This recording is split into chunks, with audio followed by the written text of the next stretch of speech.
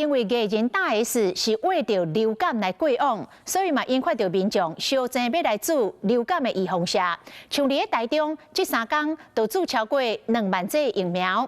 台中市卫生局讲，这个台中这波的流感有15个人死亡，讲这波疫情是5年来上严重的一届。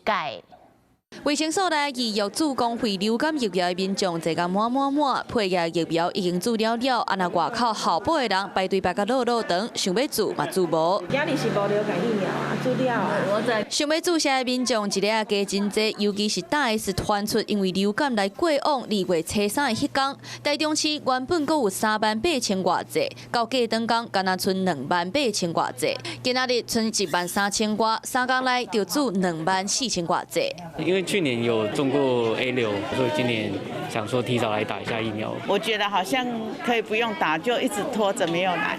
但是因为电视上，我觉得我应该要来打一下。这波流感是不止啊严重，用台中市做例，当前的个案有67个，甚至阁有15个人过往。这一波的流感疫情是过去5年来最严重的一次那在这边呼吁大家，尽量能够把疫苗施打完。想要注射注无，高雄镇定有诊所补给40支公费疫苗。消息传出来，不少民众伫咧门诊开始进前，就伫咧外口排队等要注射。报大这个也是蛮有打有保佑就对了。卫生单位强调，就算注无公费疫苗，同款会当选择自费的疫苗。伫咧疫情严重的时期，也是要量早做好自我的保护。